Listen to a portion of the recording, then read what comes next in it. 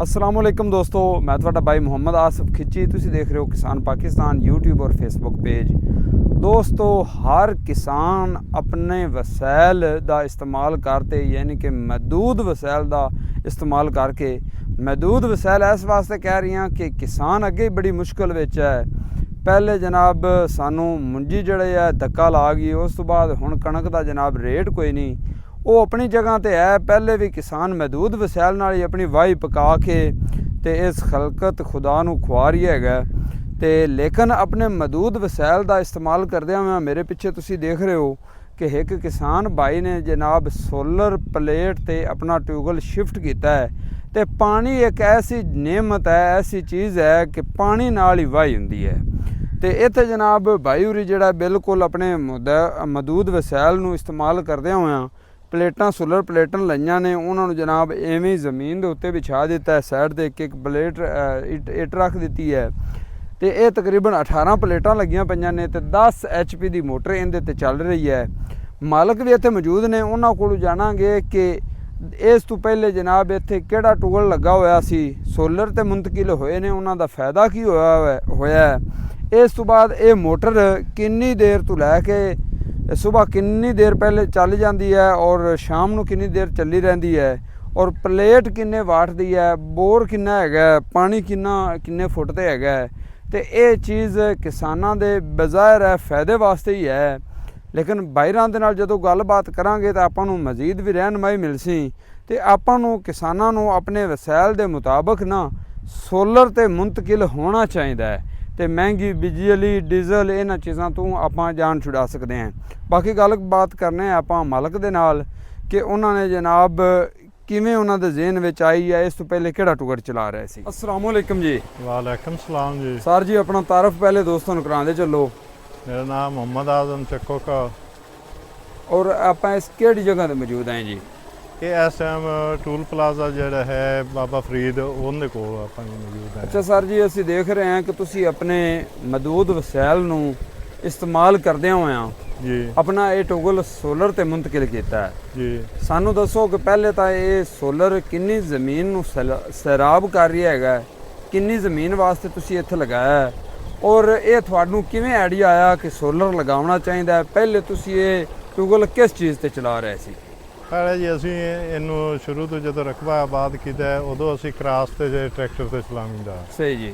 उस तो बाद पीटर ते है, पीटर ते बहुत ज़्यादा अखराजात है जी। टुट बन फसल सुक जावना जी, पानी ना पहुँचना, मिस्त्री ते मगर ही 24 घंटे बजा रहना जी। फिर ये नवीं टैक्नोलॉजी आई है, इहदे ते शिफ्ट होया हुण असीं अच्छा कितनी देर हो गई है थानू इहदे ते शिफ्ट होया जी? इन्हूं तकरीबन 1 साल होने वाला। 1 साल होने वाला है जी। अच्छा, साल दे विच इहदी कोई मेनटेनेंस तां थानू नहीं करावनी पई? नहीं, मेनटेन इहदी नहीं करावनी पई, कुछ भी नहीं है, इहदा सही। कोई ऐसा मसला नहीं है। ठीक हो गया। ये किन्ने एकड़ नूं सैराब कर रही है मोटर? ये जी सही मायने दे विच सही है, जे बदल बुदल ना होवे ते ये कोई 4 घंटिਆਂ ਦੇ ਵਿੱਚ ਇੱਥੇ ਦਰਿਆ ਦੇ ਇਸ ਏਰੀਆ ਦੇ ਵਿੱਚ ਜਿਹੜਾ ਹੈ रेतला इलाका है। ਰੇਤਲਾ 4 ਘੰਟਿਆਂ ਦੇ ਵਿੱਚ 1 ਕਿੱਲੇ ਨੂੰ ਪਾਣੀ ਲੱਗ अच्छा, ਜਾਂਦਾ ਹੈ। ये सुबह जी किन्ने बजे स्टार्ट हो जाती है और तकरीबन किन्ने बजे तक चली रही है? ਇਹ ਜੀ ਤਕਰੀਬਨ 8 ਵਜੇ ਚੱਲ ਜਾਂਦੀ ਹੈ ਤੇ ਸ਼ਾਮੀ 4:30 ਇੱਥੇ ਤੱਕ ਬਿਹਤਰੀਨ ਪਾਣੀ ਦਿੰਦੀ। ठीक हो गया। तो सर्दियों के विच भी क्या चलती है? ਸਰਦੀਆਂ ਦੇ ਵਿੱਚ ਗਰਮੀਆਂ ਨਾਲੋਂ ਬਿਹਤਰ ਚੱਲਦੀ ਹੈ। गर्मियों नालों तो बेहतर चलती, वो की वजह है जी? ਉਹਦੀ ਵਜ੍ਹਾ ਇਹ ਹੈ ਕਿ ਸਰਦੀਆਂ ਦੇ ਵਿੱਚ ਜੋ ਪਾਣੀ ਚੱਲਦਾ ਹੈ ਹੋਏ ਉਹ ਸੈੱਟ ਚੱਲਦਾ ਹੈ। ਗਰਮੀਆਂ ਦੇ ਵਿੱਚ ਜਿਹੜਾ ਬੱਦਲ ਆ ਜਾਂਦਾ ਹੈ, ਬੱਦਲ ਜਿਹੜਾ ਹੈ 2 ਘੰਟੇ ਖੜਾ ਰਵੇ ਸੂਰਜ ਦੇ ਅੱਗੇ, ठीक हो गया जी। ਤੇ ਇਸ ਵਜ੍ਹਾ ਤੋਂ ਆਉਣ ਤੇ ਉਹ ਕਮੀ ਪੇਸ਼ੀ ਪਾਣੀ ਦੀ ਹੁੰਦੀ ਰਹਿੰਦੀ। अच्छा जी, ਜਦੋਂ ਤੁਸੀਂ ਸੋਲਰ ਤੇ ਸ਼ਿਫਟ ਹੋਏ ਸੀ ਉਸ ਵਕਤ ਪਲੇਟ ਤੁਹਾਨੂੰ ਕਿੰਨੇ ਦੀ ਮਿਲੀ ਸੀ? ਇਹ ਉਸ ਟਾਈਮ ਸਾਨੂੰ ਜੀ ਇਹ 51000 ਰੁਪਏ ਦੀ ਮਿਲੀ ਹੈ। 51000 रुपए ਦੀ ਇੱਕ ਤੇ ਮਤਲਬ ਹੈ ਹੁਣ ਤਾਂ ਜਿਨ੍ਹਾਂ ਨੇ ਸੋਲਰ ਤੇ ਸ਼ਿਫਟ ਹੋਣਾ ਹੈ ਉਹਨਾਂ ਦੇ ਨਿਆਰੇ ਨੇ।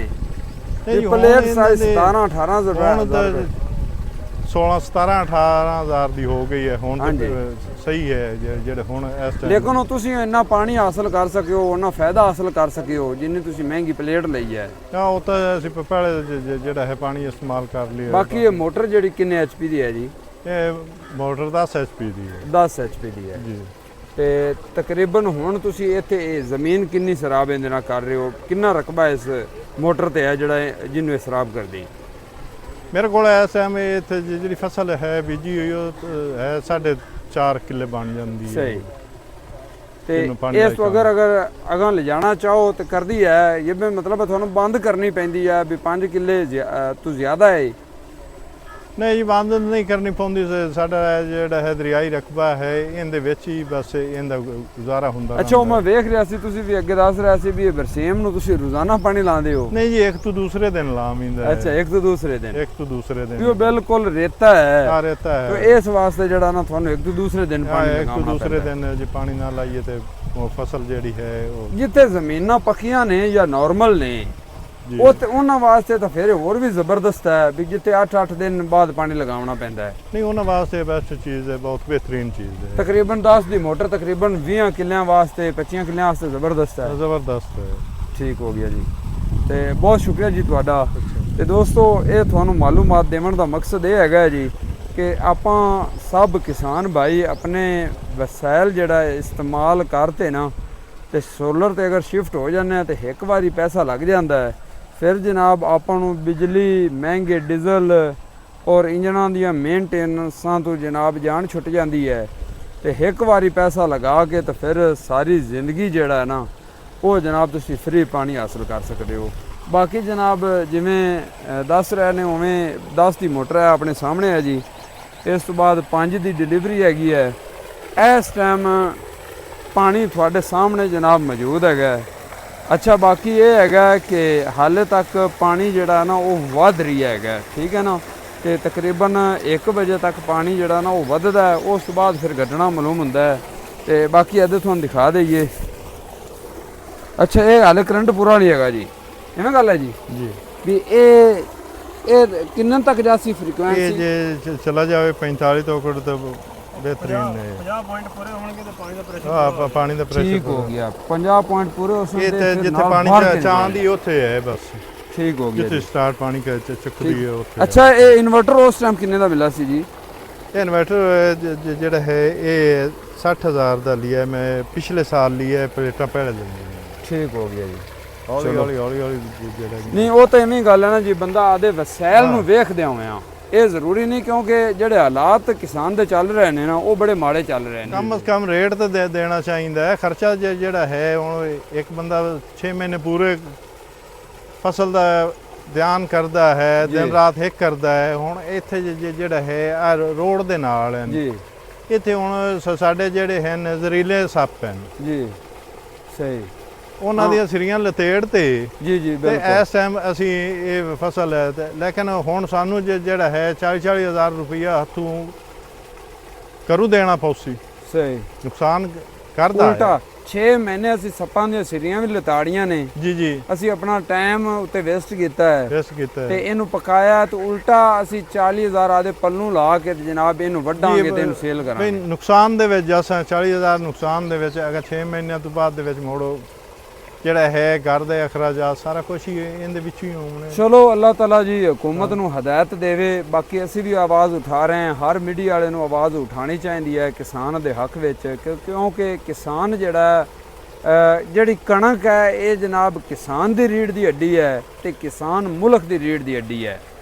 ਤੇ ਅਗਰ ਇਸ ਤਰੀਕੇ ਕਿਸਾਨ ਨੂੰ ਤੋੜਾ ਗਿਆ ਤੇ ਤੁਸੀਂ ਆਪਣੀ ਰੀੜ੍ਹ ਦੀ ਹੱਡੀ, ਪਾਕਿਸਤਾਨ ਦੀ ਰੀੜ੍ਹ ਦੀ ਹੱਡੀ ਤੋੜ ਰਹੇ ਹੋ। ਤੇ ਕਿਸਾਨ ਨੂੰ ਅਗਰ ਸਪੋਰਟ ਕਰੋਗੇ ਤੇ ਤੁਸੀਂ ਪਾਕਿਸਤਾਨ ਨੂੰ ਸਪੋਰਟ ਕਰੋਗੇ। ਤੇ ਬਾਕੀ ਜਨਾਬ ਕਿਸਾਨ ਦੇ ਹਾਲਾਤ ਜਿਹੜੇ ਨੇ, ਜਿਹੜੇ ਇਹਨਾਂ ਨੂੰ ਮੁਸ਼ਕਲਾਤ ਪੇਸ਼ ਆ ਰਹੀ ਹੈ ਉਹਨੂੰ ਉਜਾਗਰ ਕਰਨਾ ਚਾਹੀਦਾ ਹੈ। ਤੇ ਜਿਹੜੇ ਆਪਣੀ ਸੀਐਮ ਪੰਜਾਬ ਜਾਂ ਸੀਐਮ ਪਾਕਿਸਤਾਨ ਉਹਨਾਂ ਨੂੰ ਸੋਚਣਾ ਚਾਹੀਦਾ ਹੈ ਕਿਸਾਨ ਦੇ ਬਾਰੇ, ਔਰ ਸਾਨੂੰ ਸਬਸਿਡੀ ਨਾ ਦਿੱਤੀ ਜਾਵੇ, ਸਾਨੂੰ ਸਾਡੀਆਂ ਫਸਲਾਂ ਦੇ ਰੇਟ ਦਿੱਤੇ ਜਾਵਣ ਜਿਹੜੇ ਇਸ ਤੋਂ ਪਹਿਲੇ ਰੇਟ ਅੱਛੇ ਚੱਲ ਰਹੇ ਸੀ। ਜਿਵੇਂ ਕਿ ਗੰਦਮ ਦਾ ਰੇਟ 4000 ਰੁਪਇਆ ਦੱਸਿਆ ਗਿਆ ਸੀ, ਸਾਨੂੰ 4000 ਰੁਪਇਆ ਰੇਟ ਚਾਹੀਦਾ, ਸਾਨੂੰ ਸਬਸਿਡੀ ਕਿਸ ਤਰ੍ਹਾਂ ਦੀ ਵੀ ਨਾ ਦੇਵਣ। ਨਹੀਂ ਉਹਦੀ ਕੋਈ ਜ਼ਰੂਰਤ ਨਹੀਂ ਹੈ ਜੀ। ਹਾਂਜੀ, ਤੇ ਬਾਕੀ ਦੋਸਤੋ ਮਿਲਦੇ ਹਾਂ ਇਨਸ਼ਾਅੱਲਾ ਅਗਲੀ ਵੀਡੀਓ ਨਾਲ। ਇਜਾਜ਼ਤ ਦਿਓ, ਰੱਬ ਰਾਖਾ, ਅੱਲਾ ਨਿਗਹਬਾਨ।